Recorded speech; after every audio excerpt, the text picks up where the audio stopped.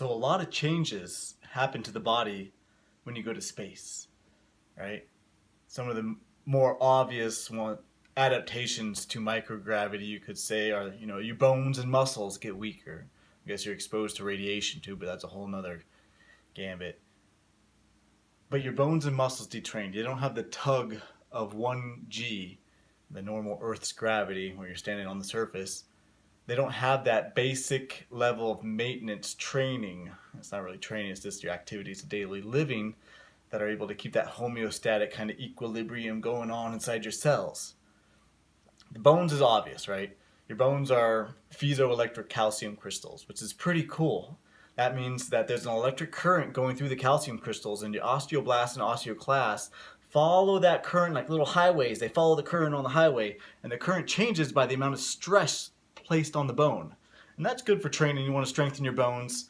You can get different levels of strength by how much weight you can lift and stuff like that. Obviously, your bones get stronger because the electric current is in such a way where the osteoblasts and osteoclasts are in overdrive, and they're laying down lots of cool stuff, lots of calcium. And the other one is your skeletal muscle. So you do detrain a lot of your skeletal muscle. That's the muscle you have under conscious control. It's pretty good. It helps you move around.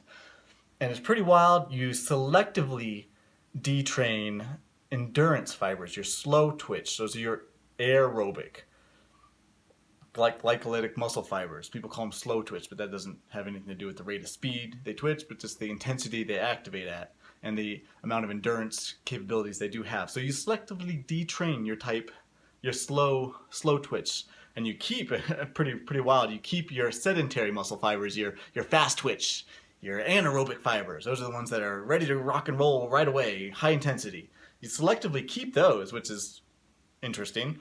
You call those couch potato fibers, because if you sit in a couch and you're sedentary, you actually have a majority ratio of those fibers compared to your endurance fibers.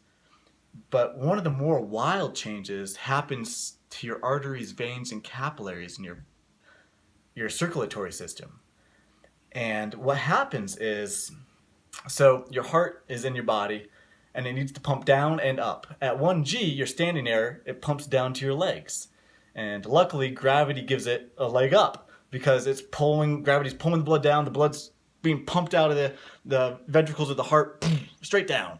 And it's kind of super speed. So you have smooth muscle around the lumen, that's the hole, the little hose part of your vessels. And that smooth muscle either hypertrophies or atrophies. It either gets big and strong, hypertrophy, or it gets relaxed and loose and the hole widens. Going down, because gravity is helping out the heart at 1G, going down, that muscle is very hypertrophy. Blood wants to stay down there anyway, so you want to restrict blood flow down at 1G. So physiologically, our smooth muscle down there is very big and strong, and it's able to close the volume. So it's able to lessen the volume, decrease the volume to increase resistance of flow, so that not so much blood goes down so easily. Now the opposite goes from your heart to your brain, the most important part, and pretty much everything is focused around keeping perfusion up here. Going up, the smooth muscle around your lumen of your aorta and all that arteries that go up is very loose, because it wants to open flow. It wants to less resistance to flow, so the volume is very large. So it's blood's pumping up there easily, but it has to fight gravity. It's not fighting so much the restriction of the walls, it's fighting gravity. So the smooth muscle is very loose.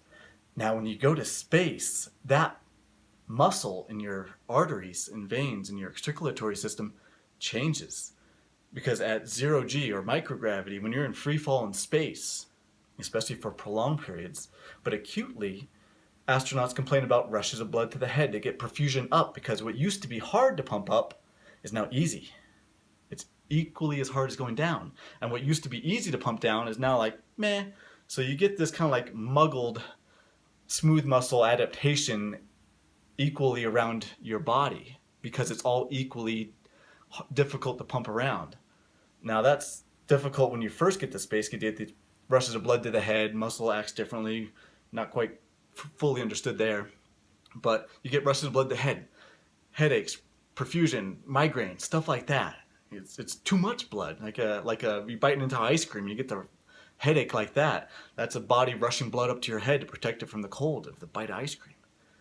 Now, The big danger for vascular changes happens when you step back to 1G, or even a larger proportion of microgravity, like say on Mars.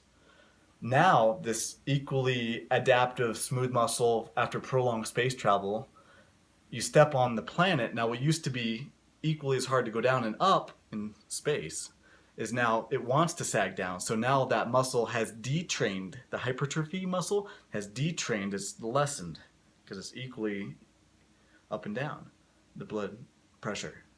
So that promotes blood pooling down there, and that's not good because you'll pass over and faint.